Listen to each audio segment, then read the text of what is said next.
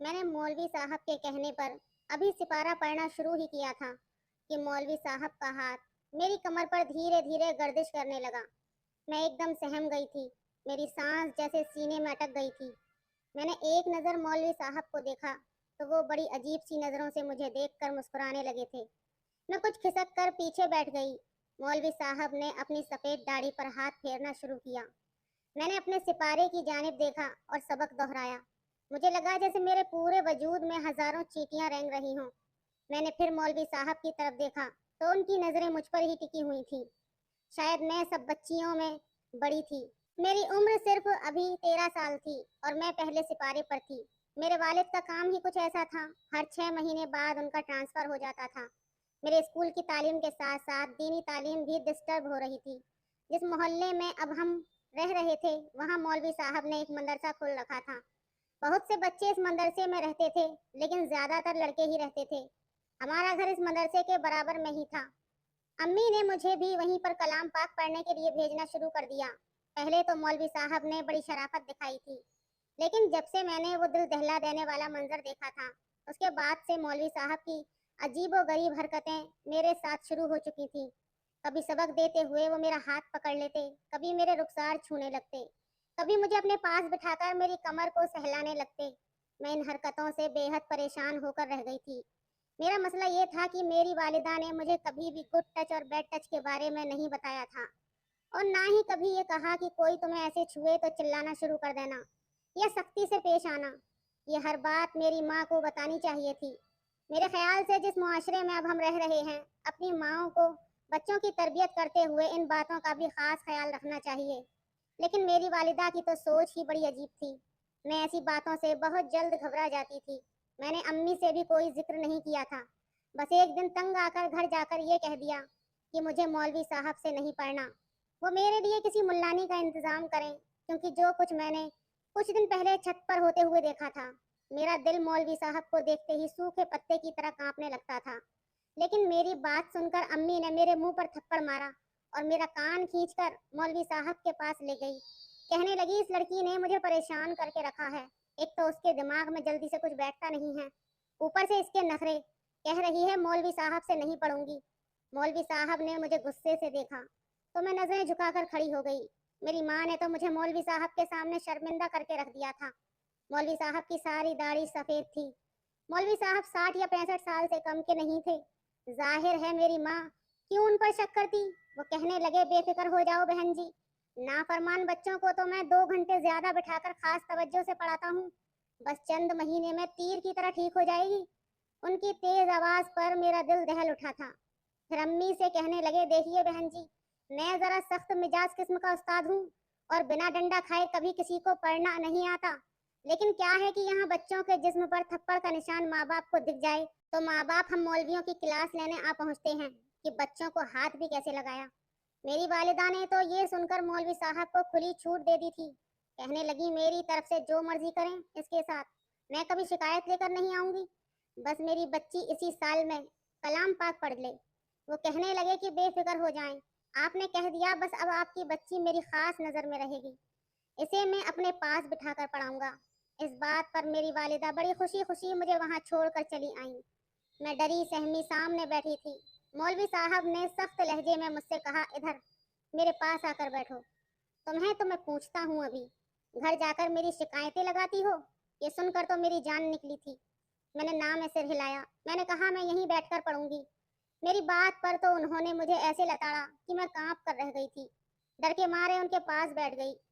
جیسے ہی میں ان کے پاس بیٹھی وہ میرے قریب آ کر کان کے قریب سرگوشی سے بولے آئندہ اگر میری کوئی بھی بات گھر جا کر بتائی تو تم شاید جانتی نہیں ہو میں کیا کر سکتا ہوں تمہارے ساتھ۔ تمہاری ماں مجھے کچھ بھی نہیں کہے گی، الٹا تمہیں ہی مارے گی۔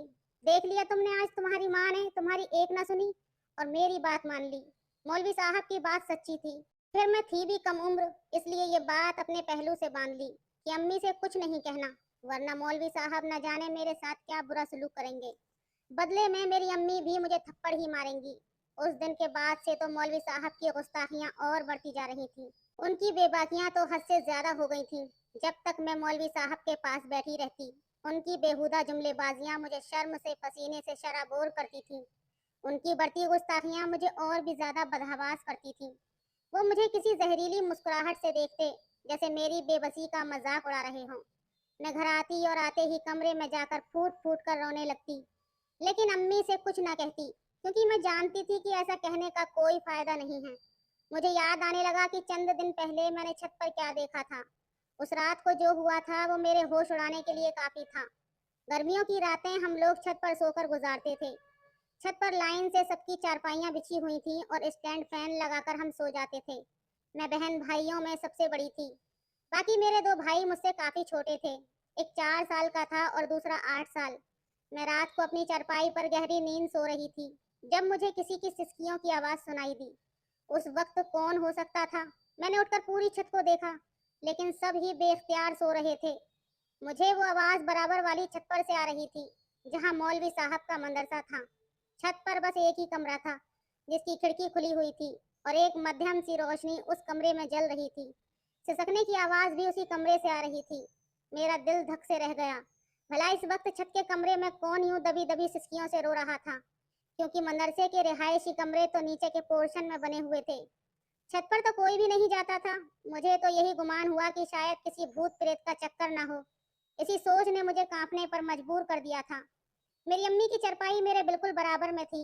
मैंने अम्मी का हाथ जोर से पकड़ लिया और आयतल कुर्सी को पढ़ना शुरू कर दिया, लेकिन वो सिसकियों की आवाज मुझे मुसलसल आ रही थी। मैंने जोर से अपनी आंखें भींच ली और सोने की कोशिश करने लगी। अगले रोज जब मैं मदरसे में गई तो मौलवी साहब बादाम मिला दूध नोश फरमा रहे थे। कहने लगे, रात भर वजीफा करता रहा हूँ, बहुत कमजोरी महसूस हो रही है। एक तो ये जन्नात के बच्चे भी बेहद परेशान करते हैं। इस वक्त बहुत सी औरतें अपने बच्चों को नाजरे के लिए छोड़ने आई थीं। मौलाना की बात सुनकर बड़ी मुतासिर नजर आ रही थी। एक औरत कहने लगी, तभी तो मौलवी साहब आपकी छत पर किसी की सिसकियों की आवाज आ रही थी। ये सुनकर मैं भी चौंकी थी। इसका मतलब वो आवाज सिर्फ मुझे ही नहीं आई थी।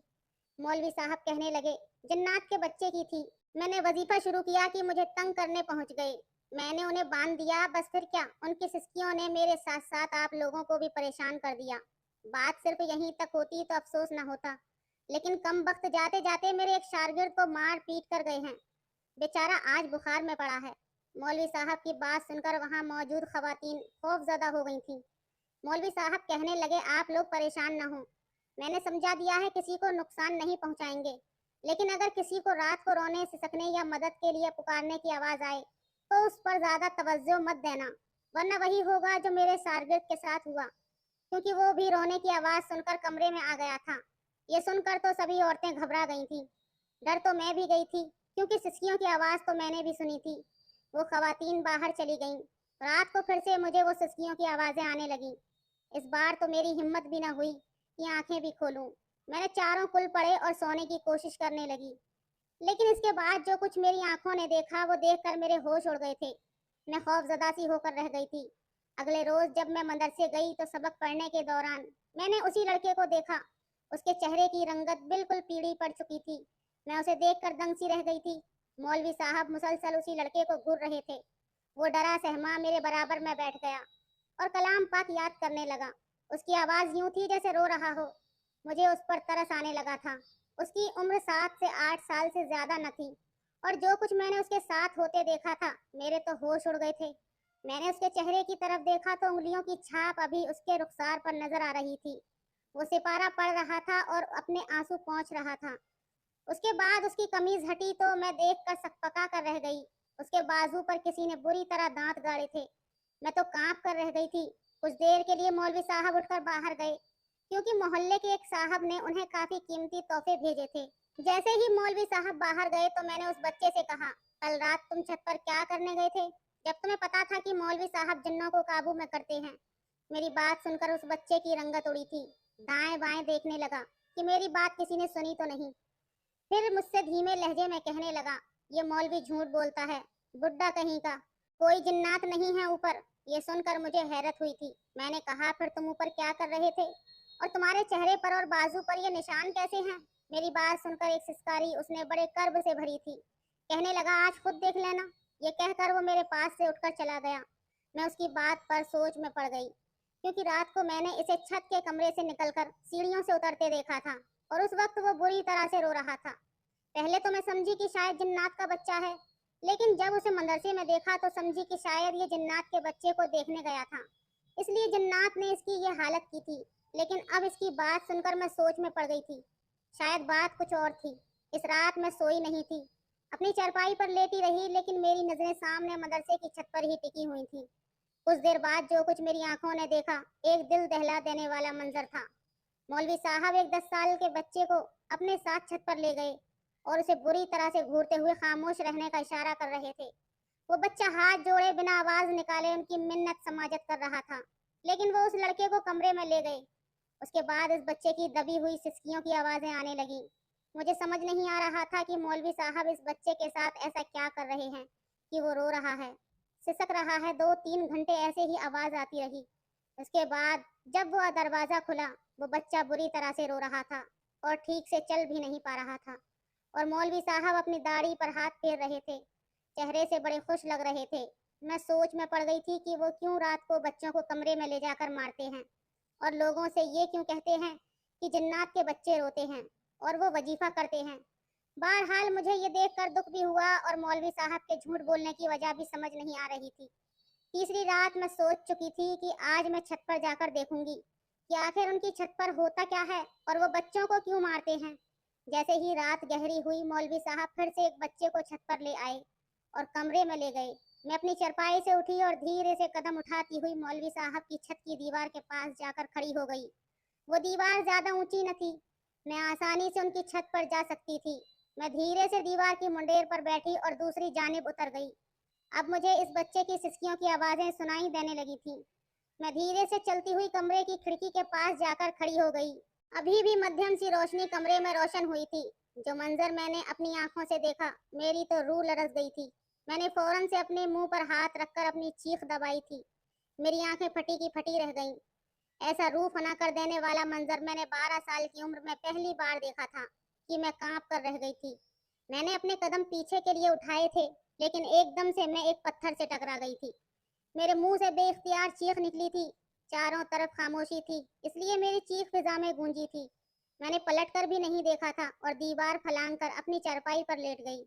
मेरा दिल इतनी जोर से धड़क रहा था कि जैसे सीना फटकर मेरा दिल बाहर निकल जाएगा। अगले 2 रोज तक मैं बुखार में तपती रही। मैं आंखें बंद करती तो वही मंजर मेरी आंखों के सामने आ जाता। वो एक 10 साल का बच्चा था जो ऊपर छत पर लेटा था। उसके दोनों हाथ पीछे को बांधे गए थे। उसके मुंह से रुमाल फंसा हुआ था और जो शर्मनाक हरकत उसके साथ की जा रही थी, उसे बयान करने के लिए मेरे पास अल्फाज भी नहीं थे। मैं दोबारा उस मौलवी की शक्ल भी नहीं देखना चाहती थी जो हवस का भूखा था, लेकिन मेरी माँ की नजरों में वो बहुत नेक था। मेरे बार बार मना करने पर भी वो मुझे उस मौलवी साहब के पास छोड़कर आने लगी। अब उसकी हरकतें और नजरें मुझ पर दूसरे अंदाज से उठ रही थीं। एक बार तो उस शख्स ने हद ही कर दी। मुझसे धीरे से कहने लगा, जाओ कमरे में जाकर सबक याद करो। मैंने साफ इनकार कर दिया, क्योंकि जो कुछ मैं उसे करते देख चुकी थी, मुझे उससे वैसे भी खौफ महसूस होता था। मेरे इनकार करने पर उसने बड़े गुस्से से मेरी तरफ देखा था। फिर उसने वहां आने वाले नाजरे के बच्चों को ये कहकर छुट्टी दे दी कि वो जन्नात वाला वजीफा करने वाला है, और जो लड़के उसके पास वही मदरसे में रहते थे, उन सबको कहा कि वो अपने अपने कमरों में चले जाएं और अपने कान बंद कर लें। ये सब सुनकर मेरी जान निकली थी। मैंने भी अपना सिपारा हाथ में लिया और जाने के लिए खड़ी हो गई, लेकिन अगले ही लम्हे वो बुड्ढा मौलवी बड़ी फुर्ती से उठा और मेरा हाथ मजबूती से पकड़ लिया। उस वक्त उसकी आंखें गुस्से और न जाने किस जज्बे के तहत सुर्ख थीं। कहने लगा, मेरी टोक लगाने का तुझे बड़ा शौक है ना? खिड़की से छुपकर देखती है कि मैं क्या कर रहा हूँ? यही सुनकर तो मेरी जान निकल गई। तो क्या वो मौलवी मुझे देख चुका था? मैंने कहा, मेरा हाथ छोड़ो, मुझे अपने घर जाना है। उस वक्त तक सब बच्चे जा चुके थे। वहां पर रहने वाले लड़के भी डरे सहमे ऊपर चले गए। उस बुड्ढे मौलवी ने मेरे मुंह पर हाथ रखा और मेरी आवाज को दबाने की कोशिश करने लगा। फिर मुझे नीचे बने कमरे में ले गया, जहां एक चारपाई रखी थी। उसने मुझे चारपाई पर जोर से फेंका और दरवाजा बंद कर दिया। मैं जल्दी से उठकर खड़ी हो गई। वो बुड्ढा कहने को तो 60-65 साल का था, लेकिन उसमें ताकत बहुत ज्यादा थी, या शायद मैं उम्र में कम थी। चाहकर भी मैं अपना बचाव उससे नहीं कर सकती थी। मेरे सर पर बंधा हिजाब बड़ी बेदर्दी से उतार कर फेंका था। मैं चिल्लाने लगी तो मेरे मुंह पर बड़ी जोर से थप्पड़ मारने लगा। फिर अपने कंधे पर से रुमाल उतार कर मेरे हाथ पीछे को बांधने लगा। मैं मुसलसल चिल्लाए जा रही थी, लेकिन मेरी पुकार सुनने वाला कोई न था। दिन के वक्त में भी मेरी चीख पुकार पर मेरी मदद को कोई न पहुंचा। शायद सबको यही लग रहा था कि मौलवी साहब फिर से जन्नात पकड़ रहे हैं। इस शख्स ने मेरे मुंह से भी रुमाल ठूंस दिया। मेरी आंखों से आंसू बहने लगे। मैं एक 60-65 साल के मौलवी की हवस का निशाना बन चुकी थी। मौत से पहले मर जाना किसे कहते हैं, ये शायद उस वक्त मुझसे बेहतर कोई नहीं जानता होगा। मुझे लगा अब मैं जिंदा नहीं बचूंगी, और काश कि मैं जिंदा ना बचती, सच में मर जाती। मैं बेहोशी की हालत में एक चारपाई पर पड़ी थी, और वो शख्स मुझे धमका रहा था कि मैं अपनी जुबान ना खोलूं। मैं यूं थी कि बेजान वजूद। वो शख्स कमरे से जा चुका था और मुझे अपने आप से नफरत महसूस हो रही थी। मेरे हाथ आजाद थे, लेकिन मुझे लग रहा था कि अभी भी बंधे हुए हैं।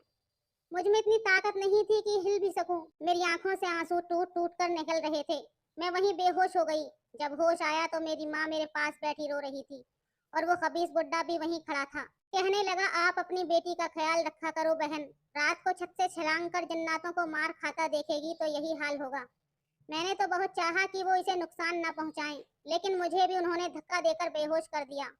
जब मुझे होश आया तो जन्नात उसके साथ ये सब कुछ करके जा चुके थे। मेरा जी चाहा मैं उस शख्स का मुंह नोच लूं। मेरी माँ मुझे सहारा देकर घर ले गई। मेरे वालिद का ट्रांसफर कहीं और हो गया। हम एक दूसरे शहर चले गए। मैं बिल्कुल गुमसुम सी हो चुकी थी। मेरी माँ मुझसे बात भी करती तो मैं जवाब नहीं देती थी, मगर 1 महीने बाद मेरी तबीयत बिगड़ने लगी। मेरी माँ जब मुझे डॉक्टर के पास लेकर गई तो पता चला कि मैं प्रेग्नेंट हूँ। मेरी माँ तो वहाँ दहाड़े मार मार कर रोने लगी। कहने लगी, ये सब कैसे हो गया। मैंने नफरत से अपनी माँ की तरफ देखा। मैंने कहा, आपको मुझ पर जरा भी एतबार नहीं था। अम्मी, उस खबीस मौलवी पर था। आप उसकी बात को सच्चा और मेरी बात को झूठा समझती थी। उस दिन मुझे जिन्नात ने नहीं, उस बुड्ढे ने अपनी हवस का निशाना बनाया था, लेकिन आपको कुछ भी नजर नहीं आया। अरे माँ तो अपनी बेटी की आंखों से ही पढ़ लेती है, जान जाती है कि बेटी को क्या चीज परेशान कर रही है। आपने तो उस मौलवी की बात को सच समझा। मेरी माँ की आंखें उस वक्त खुली जब मैं मुकम्मल बर्बाद हो चुकी थी। मैं जिस कदर कम उम्र थी, मेरा अबॉर्शन करवाना नामुमकिन था। मेरी जान भी जा सकती थी। मेरी माँ ने पूरे 9 महीने का अरसा मुझे घर के बाहर नहीं निकलने दिया, लेकिन मैं बेहद कमजोर हो चुकी थी, इसलिए एक मुर्दा बच्चे को जन्म दिया। मेरी माँ ने उसे इसी शहर में दफना दिया था। जिस कच्चे घर में हम रहते थे, मेरी बाप को मेरी माँ ने हवा भी न लगने दी। कुछ वो काम के सिलसिले में घर पर ही कम रहते थे। मैंने दोबारा से तालीम का सिलसिला शुरू कर दिया। जब मैंने पुलिस की जॉब की ख्वाहिश जाहिर की, मेरी माँ ने साफ इनकार किया, लेकिन मेरी भी जिद थी कि मैं पुलिस की ही जॉब करूंगी। अब्बू ने कुछ नहीं कहा। मैंने भी जी जान लगा दी। पुलिस की ड्यूटी ज्वाइन की। अपनी मेहनत और ईमानदारी से मैं बहुत जल्द अपने सीनियर्स की नज़र में अपना मकाम बना चुकी थी। लेकिन जब भी मेरे पास एक ऐसे मौलवी का केस आता जो कुरान पाक की तालीम के बहाने बच्चे बच्चियों के साथ गलत काम करता था, मैं उसका रिमांड खुद लेती थी। उसे मारते वक्त मेरे सामने उसी बुड्ढे का चेहरा नजर आता था। फिर तो मेरा डंडा एक लम्हे के लिए भी नहीं रुकता था। एक बार एक लड़की के साथ एक मौलाना ने ज्यादती की, जिसकी वजह से वो प्रेग्नेंट हो चुकी थी। मैंने उस मौलवी को अच्छी तरह से धुन कर रख दिया था। उस बच्ची की माँ बहुत रो रही थी। मैं उसे तसल्ली देने लगी कि जब उस लड़की का दादा रोता हुआ वहां पहुंचा। 80 साल के बुड्ढे को देखकर मेरे होश उड़े थे। 15 साल बाद मैं उसे देख रही थी। उस 80 साल के बुड्ढे को देखकर मेरी अजियत जैसे फिर से नई हो गई थी।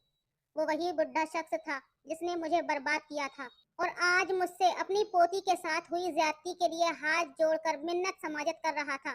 मैंने कहा कि आपको पूरा यकीन है कि उस मौलवी ने ही आपकी पोती को बर्बाद किया है। हो सकता है किसी जिन्नात ने उसे हवस का निशाना बनाया हो। मेरी बात सुनकर वो चौंक कर मुझे देखने लगा। मैंने कहा, मौलाना साहब, जो बोया है वो काटना तो पड़ता है। हो सकता है आपकी पोती को बर्बाद करने वाला भी आपका कोई शागिर्द हो, जिसे आप छत पर लेकर जाते थे। मेरी बात सुनकर वो अपने दिल को पकड़कर वहीं कुर्सी पर बैठ गया। मेरी आंखों में आज भी उस शख्स के लिए सिर्फ नफरत थी। आप सभी पेरेंट्स से यही गुजारिश है कि आप अपने बच्चों को जब भी तालीम के लिए भेजें तो उनको गुड टच और बैड टच के बारे में ज़रूर बताएं, और अपनी राय कमेंट में ज़रूर दें। तो दोस्तों, ये थी आज की कहानी आपको कैसी लगी कमेंट में ज़रूर बताएं। वीडियो अच्छी लगे तो लाइक करें, शेयर करें, सब्सक्राइब करें। धन्यवाद।